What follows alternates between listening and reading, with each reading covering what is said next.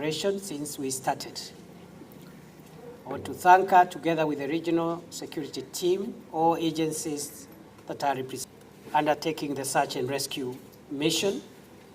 They have done a good job, and we've been getting daily briefs on to join the officers there who are doing search and rescue. And we'll also be making further communication regarding search and rescue. But that communication will make it from Shakahola later today after I visit the officers who are in the field.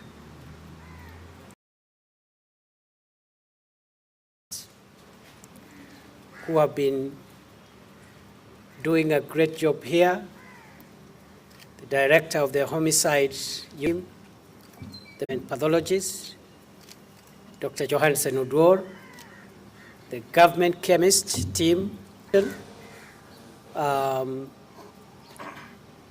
well-wishers who have supported us with the supplies for the operation, for the state, for a great and patriotic job they have done over the weeks, not only to relay the truth from here, support for granted. On behalf of government, I say, asanteni sana. Ladies and gentlemen, until now, the total number stumbled on 5 skeletons on 2 different days, and they have already been recovered and are part of the human remains that will be the subject of post-mortem examination. Sadly also, and taken to hospital for stabilization because they continued to resist eating, to feed the victim of this horrible crime with a lot of resistance, but because they had already been weakened significantly to succumb last evening.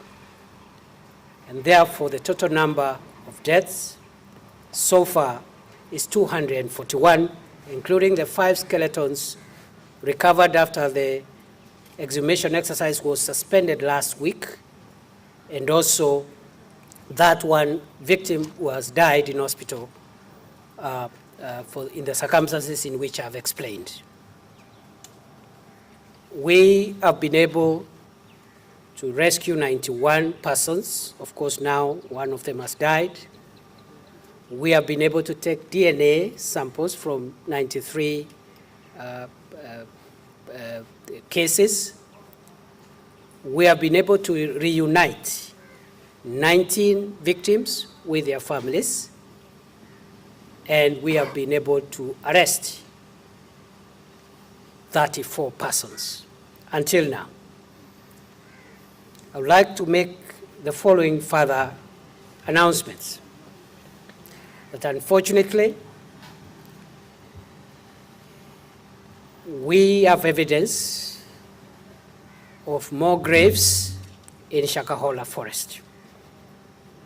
And therefore, the suspension that took place on Thursday of the exhumation exercise is meant to allow this, make sure that we are able to free this hospital, mortuary, because it is of limited capacity, and there are other deaths.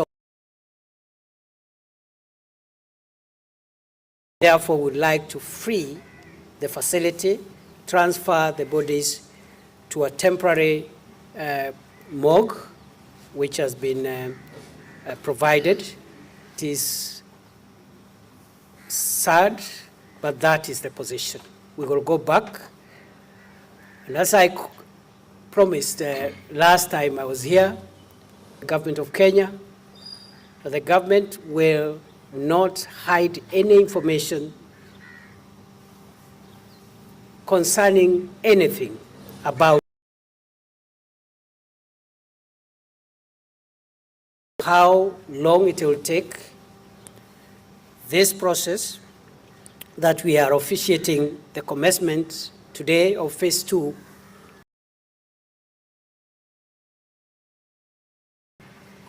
in the usual manner. The teams are the same. This exercise will be led by the Chief Government Pathologist, Dr. Johansen Oduor, who will be giving daily 5 p.m. Therefore, those updates will continue to be available, but the other teams are here, the forensics teams are here, government chemist is here, DCI, the Director of Home Rescue mission, has never been interrupted. In fact, we want to even upscale it a little.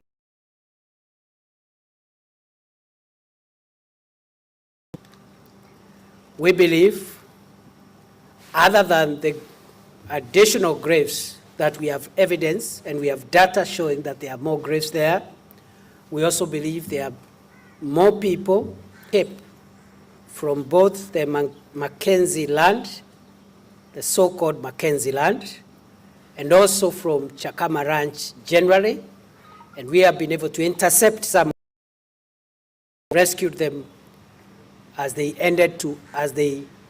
headed to other areas, including the Galana Kulalo area and the Tsavo East National Park. Scale the search and rescue mission to extend to new areas. And number 2, we will also be upscaling the rescue mission in terms of the use of technology. We'll also comb the entire land and make sure every inch, every meter, every kilometer is accounted for and is cleared in terms of such devices that we are using. And we have also brought on board the Director of Survey of the Republic of Kenya, who is here with us and will be going with us to the forest. Comb that area, every millimeter of that forest and ranch will be searched, and we will rescue anybody there, whether they are alive. We believe, much more than before, that the offenses committed humanity. We and our institutions that are responsible for the criminal justice system as with the investigations. We have made tremendous progress. We have been able to arrest more people. You can see the number is growing.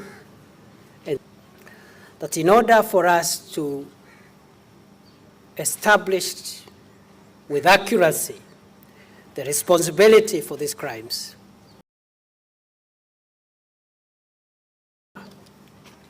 because if the Director of Public Prosecutions will be looking at charging these perpetrators, what happened all over the world. Those who know history and who have followed proceedings of international criminal, including radicalization, which is in the border of terror. So we don't know what the courts will say. But on the other hand, cases on all the suspects we take to court to charge them, not with frivolous or third, fourth, fifth level types of offenses. Because from that level and other forms of lesser offenses, the criminal justice system can still pursue those in the course of time. So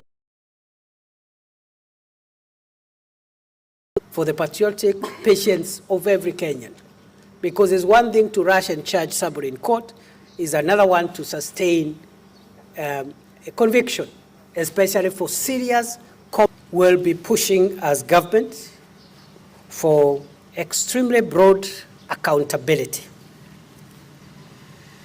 or inaction whose omission or commission led us to this horrible. NGOs, everybody, including the local community, because we are engaged in this thing for the long term.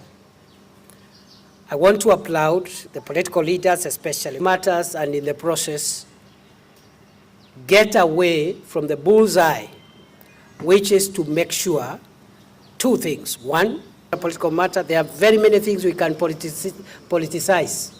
This is not one of them. And nobody will be allowed to trivialize and politicize this matter. And I say so because in the past there have been attempts to access the scene of crime, the 800 acres which were the headquarters of crime for Mr. Mackenzie, extended accordingly. I think we have so many long-term measures that we'll be announcing in the course of time, bodies from there.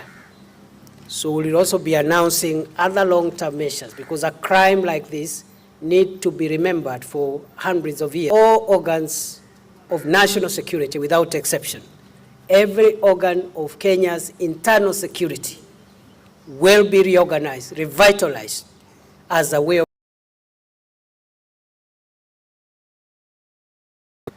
on the soil, on the land of our country. And finally, I would like to announce that the tracing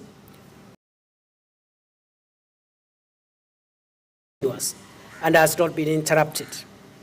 And all persons who have loved ones who are missing, not necessarily connected to this incident, but we better take on board every report of missing persons and try and trace them. That process is continuing. I am informed, but led by the Chief Government Pathologist, that this exercise might take some time, but they will try and expedite. They are working very hard, and we'll make sure. Senior Assistant General, Inspector General Peter Ndungu, kuna Abdalla Komesha ambaye pia anasimamia the entire criminal investigations ambayo yametendeka hapa. Ni mambo ya kushtua na ni mambo ambayo yatageuza vile tunafanya shughuli zetu kama muda kidogo, kwa sababu makosa ambayo yamefanyika hapa kulingana na ushahidi ambao tumepata tayari ni makosa ambayo yako katika kiwango cha kinika. Alisababisha hasara hii, atachukuliwa kinika. Alisababisha hasara hii, atachukuliwa hatua, na sio hatua ya kuhamishwa, sio hatua hata ya kufutwa kazi. Kutoka hapa tunaenda sehemu ya msitu wa Shakahola kusaidiana na maafisa wetu ambao bado wanatafuta wenzetu ambao la 129 ambazo zilipatikana, wanatafuta wenzetu ambao la 129 ambazo zilipatikana katika awamu ya pili ya ufukuaji. Tutarudi msituni kufungua makaburi zaidi ambayo tumeyapata pale. Ondoka pale mpaka tuhakikishe tumewatafuta wote na kuwapata na kuwahifadhi. Vile vile operesheni ya kutafuta wale ambao wako pale inaendelea. Tunataka hii Mashariki na eneo la Kulalu ambao wengi, kuna wale ambao ni wamepatikana pale wamejaribu kuhepa wakielekea kule.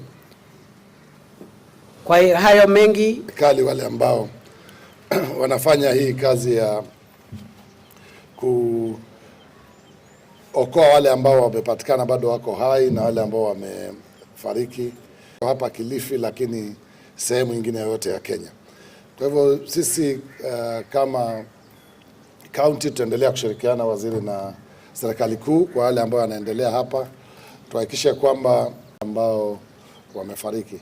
Kama alivyosema waziri, msitu ule ni mkubwa pale na kumekuwa na changamoto nyingi, lakini mmeona maofisa wa serikali wamekuwa kushukuru timu yote ile wanafanya, kwamba tutaendelea kushirikiana mpaka tufike kilele cha sherehe hii. Najua imeleta jina tofauti ya Kilifi County. Siku hizi ukisikia tu Shakahola na Kilifi County mambo ya Mackenzie, lakini hakika kama unavyojua waziri, mambo ya Wakenya kwa mambo mengi na